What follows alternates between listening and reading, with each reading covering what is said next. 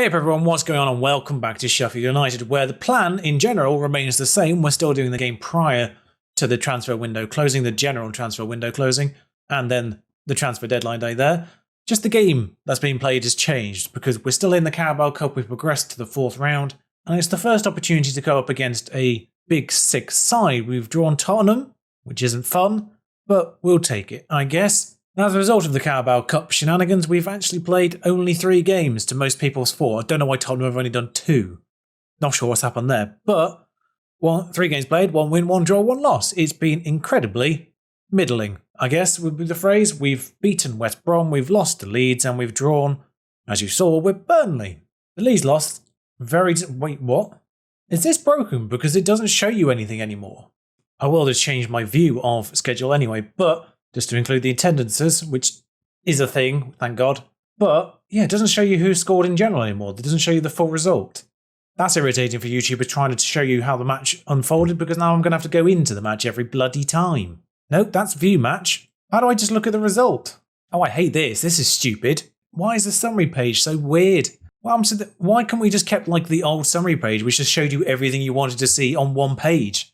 Now I've got to go on flick between them if I want to look at stuff.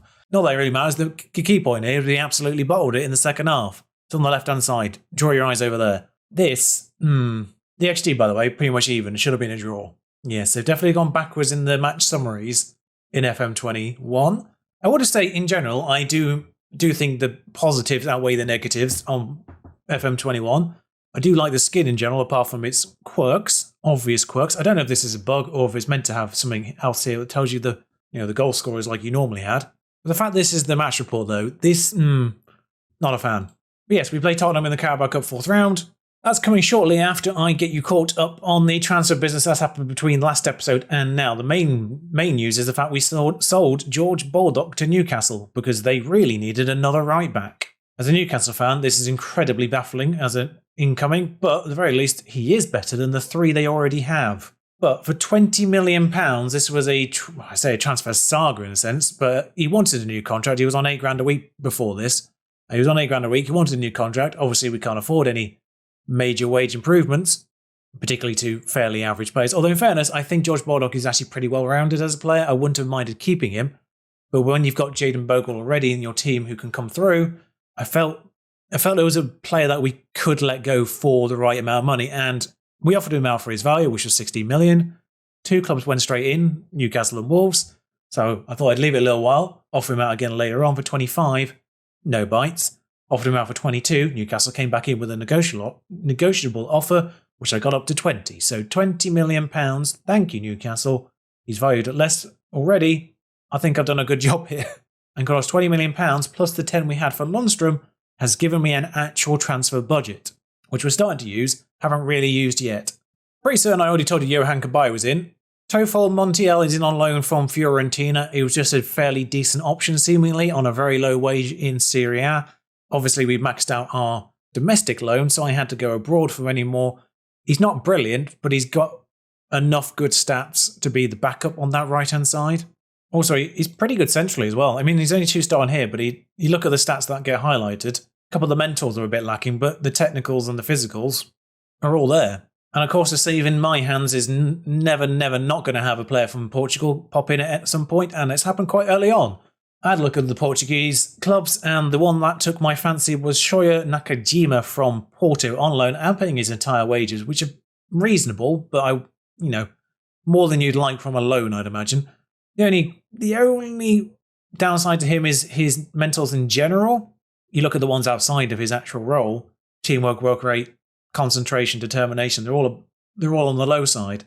Anticipation, though, in terms of the role, is the only one that's concerning. The rest of them, 15, 16, 15, the rest of the stats are quite good. So the left-hand side, which I realised I did need, considering Ben Osborne is actually left-footed, so can't actually play inside forward on that left-hand side. Anthony Gordon, of course, still here. He's actually done very well in appearances so far. He's got 2 goals in 3 games. So you look at that, he does look a lot worse than Nakajima on paper, but so far he's actually playing better. And my replacement for Baldock in right back is Adam Smith. £5 million I paid Bournemouth for him. I think there was a 2.5 optional for 50 games, but £5 million up front a quarter of what we got for Baldock, and I think he is solid enough. He's a player who's 29, so he's sort of the right age as well for Bogle to come through and then replace in a year or two. And I think he's just exactly what you needed as a replacement. And 23.5k per week, it's less than Baldock wanted, so it's all worked out quite nicely. Of course, ironically, getting £20 million in means I could increase my wage budget. But yeah, just very solid in every area is Adam Smith. Also, this young lad from PSG was available to just nick with compensation, so I did. Potential ability, 700k compensation. We'll probably get more than that from him eventually if we do sell him on, so 18 determination, he will reach that potential, I'd imagine. I wouldn't normally bring him up, but it's a beta, so, young prospects, people should know about them. But tactical meeting for Tottenham versus Sheffield United in the Carabao. They think we should go defensive. I do too. I'm probably on the wrong I'm probably on the wrong formation going into this match. Indeed. There we go. I am working on a transfer already, which will fill this defensive hole, which I don't really have anyone for. Like Ampadu can go there. He is back from his injury, although I do need someone in defence. Is Ampadu better than Basham in central defence? No, we'll sort them two over then. Not that it really matters too much. Bruce is back fit as well, so he can make the bench. John Fleck returning to fitness, not quite there yet. He's taken a knock in the interim. So the lineup for this would be Ramsdale in goal, Stevens, Egan, Ampadu, Bogle. Just checking the conditioning of my players. They seem to be all full green hearts. No idea how tired they actually are. Basham, Norwood, Burge, Nakajima, Evian, and Musette. Although both of these two, god damn it, they need to start performing. And it does look like Spurs have rotated a little bit. Bergwijn, Mora. Lo Celso, I don't know if it's a starter. Eric Diaz, probably not. Davis probably isn't. Tanganga definitely isn't. Oh, and the goalkeeper is very much not a first-choice goalkeeper. I'm not using my second-choice goalkeepers. Unless they've changed goalkeeper fitness levels, I'm not playing my second-choice goalkeeper at all this year because they're all not as good as Ramsdale in-game. Nobody expects there to get a result. No, I'm going to point finger assert me and say show everyone what we're capable of. That's gone well. Yeah, the one thing I will say is this is a lot of information in different places. I feel like it was a lot easier to track this page before and the information you want to see. I think it's just a case of probably getting used to where the information is these days rather than it being poorly optimized. Because you're just used to seeing your team on the left, their team on the right, and then are they booked, are they tired, all that jazz. But obviously it's all moving around. My team's now at the bottom, their team's over there in the middle somewhere. Evian's, I just told him to perform, and good God. Hakan Evian, with his first goal, it's a brilliant play by Ampadu, apparently. Aurier does punt it forward, and it just goes straight to Ampadu there. Finds Evian in space on that right-hand side, and wallops it into the top left. Now, obviously not Lloris in goal there, or even Gazzaniga for that matter. They really need to do something with this. I know this analysis thing is a straight copy and paste from the old game, but it just doesn't work in the smaller box. And we're going at half-time with neither side really making any chances. This XG makes it look like Tottenham have had far the better of the game, but it's 0.2 to 0.1. Also, if anyone can tell me where to find this analytical data during the match, let me know, because I have no idea, because it pops up at half-time and full-time, but I don't know where you find this before. Both sides kind of playing a fairly similar... Wow, actually, average position-wise, we are more advanced than they are, looking at this. Harry Kane in the centre circle on average, whereas our striker is almost on the edge of the box. And in fact, 4 of our players' average position is above the centre line, opposed to just 2 of theirs. So that's interesting. And Evian's goal had a 0.05 expected goal, so nobody was expecting that one, apparently. Least of all me, considering his previous performances. But yeah, if anyone can tell me where to get to the statistics and the analytics during the game, let me know. I want to say... I'm going to be point finger and then say don't get complacent.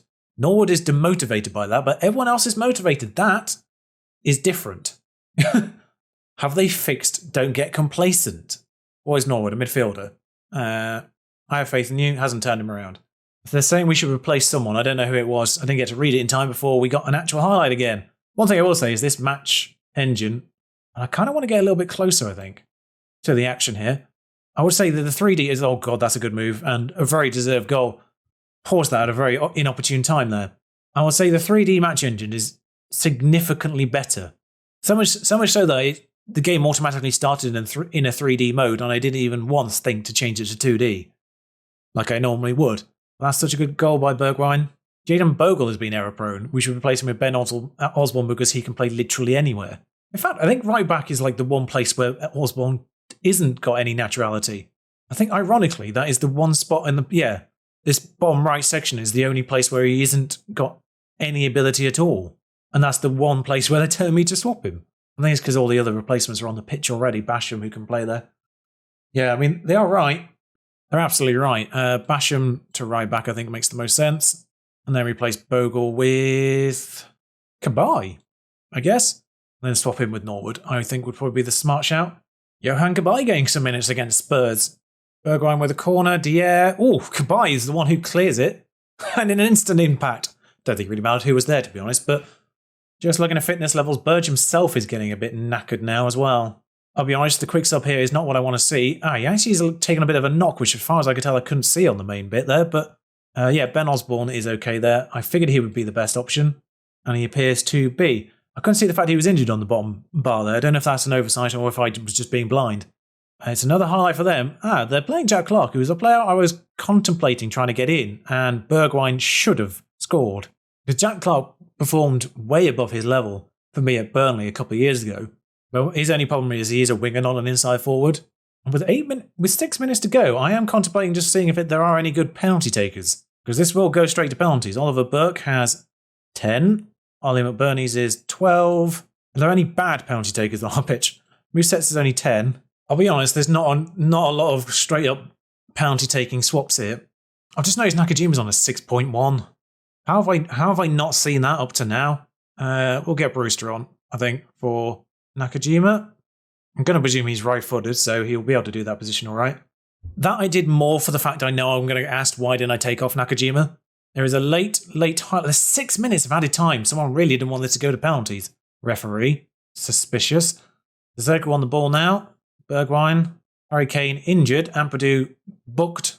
Basham. Smash it, mate. Just smash it up the pitch. Evian is going to not find Brewster, I presume that would be over there. Kane. Oof. Oh, that's gone well, sort of. He was already off the pitch when he saved it, apparently. There's another highlight. Can we not do this, please? Osborne finds Cabaye. Brewster. Evian intercepted. Why are you doing these stupid crossfield passes with 2 minutes of extra time to go? Bergwijn with one of the worst shots you'll ever see. I was just saying Harry Kane has picked up a knock. He's been injured in the last 2 highlights. Keep up, game. And I'm starting to wonder, just because there's a minute left of extra time, if this highlight has any merit or if it's a return of the end of game highlight. And it goes to penalties. It was a completely meritless end of game highlight. I think we'll start with... I'll start with the player who's been on the pitch. And then we'll bring in Brewster, Cabaye, Mousset. We're not great at penalties, but composure-wise, we're pretty alright for composure in general. Ben Osborne 5th. I think we'll do that. And Team Talk, which is a new thing before penalty shootouts. This is your chance to be heroes. Don't know why I ended up really choosing there, to be honest. There weren't a lot of options for pump. I wanted to be encouraging, but only 2 of those were allowed under encouraging. You'd have thought the Let's Be Heroes one would have been under encouraging, but no, apparently not. Harry Kane, injured, steps up to the penalty spot, puts it away nicely because it's Harry Kane. Now, what I'm really hoping here is the fact that we've gone with the first choice goalkeeper is going to work in our favour. Brewster puts it away. Lo Celso steps up and Ramsdale goes the right way but doesn't really move at all. Johan Cabaye, back in the Premier League, playing in a Carabao Cup match, puts the goalkeeper the wrong way. Johan Cabaye, Newcastle legend in my eyes. And here's Sissoko, former Newcastle player as well. Alright, the previous round went to penalties and it was the last one that missed. So it does concern me. Mousset, 4 out of 4. We are taking them first though, in fairness. It was penalty number 10, number 5 for Leeds that was missed in the previous penalty shootout. Gedson steps up. Oh, does he hit the post? He hits the post. I wasn't sure at this angle if it was post or save. But as I'm talking about penalty misses, Gedson misses his. Worth noting, nobody's saved one yet. So all Osborne needs to do is slot this past Tottenham's presumably third choice goalkeeper. Come on, Osborne. Buries it. Absolutely buries it. And it's a 1-1 where we didn't increase our XG at all in the second half. I don't really understand what this is. That gets highlighted when I hover over certain points. This says 0-0 on ours. Not gonna lie, we have completely robbed them there. We didn't actually have a shot in the second half by the looks of things. But they only had 3 on target as well, so wasteful. Mourinho's not going to be pleased, that's for damn sure. Yeah, I don't think I'm going to do a gesture at all. It's a tough one to actually... That was a really tough one to really choose an option for. We have Palace in the next round now. Sander Berge is out for 2 to 3 days. And Amplitude makes his debut after getting injured. And that quarter-final is just before Christmas. Not sure if it's moved games already or not, but sandwiches itself between Man City and Everton. We've got to do both Manchester matches in a row as well, which isn't good. One thing I have actually noticed as I click through and I've just done a scouting meeting is you do seem to get suggestions that are a little bit more further afield than usual. And then last year's game, you seem to get more niche suggestions. Teams from non-major nations and actually young players as well from other nations as well. I seem to be getting a lot more younger players, sort of developing players being suggested to me, ones that might actually be decent, just being suggested to me rather than having to go out and scout like half a team.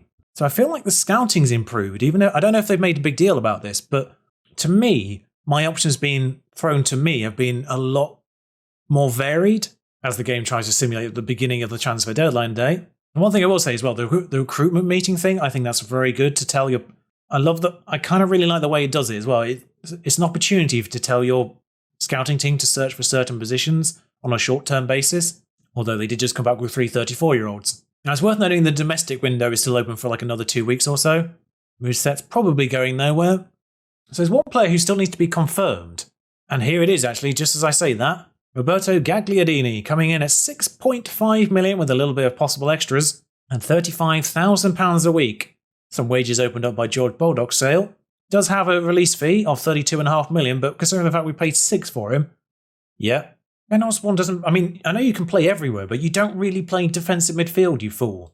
When it comes to the new team meeting things, I'm on board with the most of it. I think, in general, the team meetings and the individual meetings are far better than they were in FM21, but there's one that's actually not as good, and that's the one where you ask someone to fix a problem. Before, you just go, can you fix the problem? Do it, click a button, and they're on their way.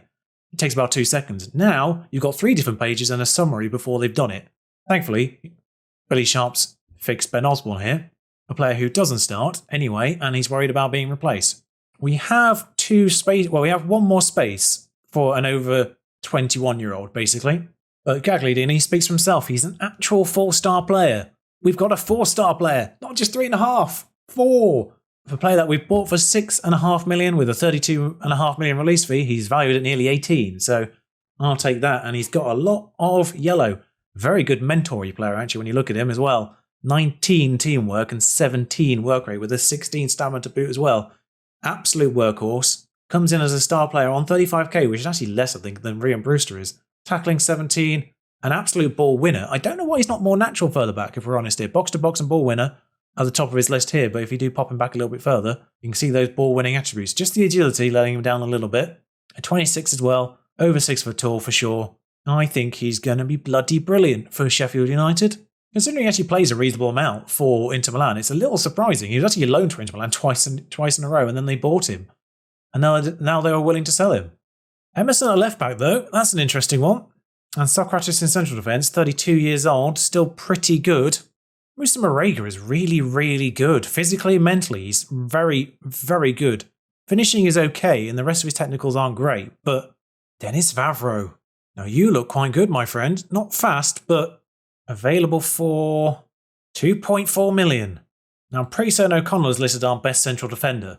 Worth noting he's not very good at ball playing, but 2.4 million? Elvedi feels like a bit of a shout as well, although he's on a lot of money there. Looking at the teams interested, it's very similar teams on Vavro, so we'll make that offer. And agrees to £22,000 a week. Does have a relegation release fee, but hopefully that won't be a thing. Just mostly thinking that allows Basham to play more DM or right back if necessary. Just gives us that flexibility with an extra defender, an extra capable defender. Oh, and that's that then. He's completely ignored any other deals that were potentially going to happen and decided to come straight here. 24 years old, a bit of wiggle room as well in his growth, I think it said. Takes the last not under 21 spot. I think that's a very good little deal, especially he's valued it over 9 already. And that's that. Of course, the deadline day includes all the normal deals that happened prior to this. So Havertz, Diaz and Morata, the 3 biggest deals. A lot of fun that Morata is counted, despite the fact that was prearranged a long time ago. When it comes to what to bring you next, before I did say that this was going to be more on par schedule-wise with the Sterling save than the New York save, just, a few episodes a week, but I'm enjoying the heck out of this. So, yeah, let's do the Arsenal and Chelsea double-hander. Until then, ta-ra.